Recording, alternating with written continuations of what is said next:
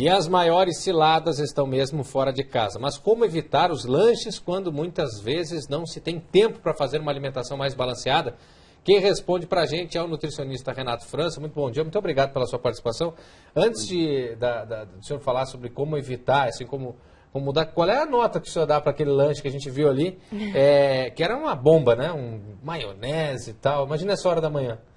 Antes de dormir, então, ali tá nota 0. Ali não dá para ser, assim, eventualmente, realmente gostar demais, uma vez na vida, outra na morte. Agora, no dia a dia, não tem como. Por exemplo, quem trabalha até muito tarde, o que deveria comer, então? Seria uma sopinha, uma salada? No dia a dia? Isso, no dia a dia. No dia a dia.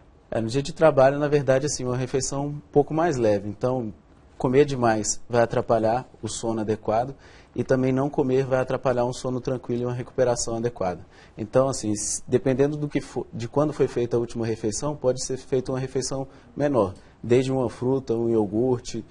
Dependendo do nível de gasto de atividade física, pode ser uma refeição maior, por exemplo, como um sanduíche. Então, depende muito do caso e depende do gasto energético e do que a pessoa fez no período anterior ali. Se o gasto de energia foi muito grande naquele horário, por exemplo, a pessoa que trabalha atividade laboral leva a um gasto de energia muito grande, essa pessoa precisa de repor mais energia nesse horário.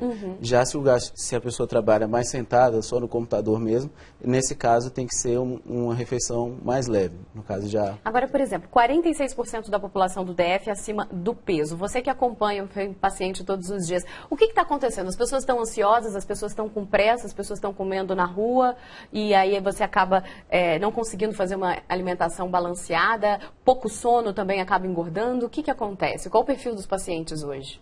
Muita coisa que você falou está certo. Hoje em dia eu vejo que desde as crianças, elas já vêm com um número de atividades ao longo do dia cada vez mais crescente. São atividades que aumentam muito o nível de estresse. Eu vejo que hoje muitos pacientes têm um ganho de peso muito modulado pelo estresse. Se fica muito estressado, tende a comer mais. Quando está trabalhando, está numa situação de estresse muito grande, pode até não comer, mas quando come, tenta compensar tudo aquilo que não comeu no período anterior. E depois de um longo período de jejum, aquela refeição vai engordar muito mais do que se ele fizesse essa mesma refeição depois de ter comido há poucas horas. Então eu vejo que os intervalos entre as refeições estão cada vez maiores por conta de trabalho, por conta de estresse ou por conta de falta de programação mesmo. As pessoas saem de casa e não pensam, já tem tanta coisa para pensar e não incluem... Vou ter que fazer um lanche antes do trabalho. Exatamente, não incluem a alimentação como uma coisa importante do dia. Mas se programasse, com certeza, o rendimento no trabalho, no estudo seria melhor, questão de organização. As pessoas têm uma dificuldade, pessoas com as quais eu converso e convivo, têm uma dificuldade muito grande de se livrar do pão. Como substituir e melhorar, ou diminuir o consumo do pão, principalmente à noite? Pois é, o pão em si, ele não vai ter tanto problema em questão de falar assim, vai ter mais calorias ou menos calorias do que, por exemplo, um arroz, uma batata ou não. Agora, o que eu vejo é que as combinações que as pessoas fazem com esse pão, então substituir, por exemplo, um jantar que seja uma refeição parecida com o almoço, o arroz, feijão, a carne, por um sanduíche só, um pão com manteiga, um pão com presunto só, fica uma refeição muito mais pobre. Então, o jantar e almoço brasileiros eu acho que são opções muito melhores. Arroz, carne, salada e feijão seriam uma refeição muito mais adequada. Mesma noite? Mesmo à noite. Não imediatamente antes de dormir, mas no caso do jantar. Tá certo. Muito obrigada pela presença do senhor aqui no estúdio com a gente. Bom trabalho. Obrigada.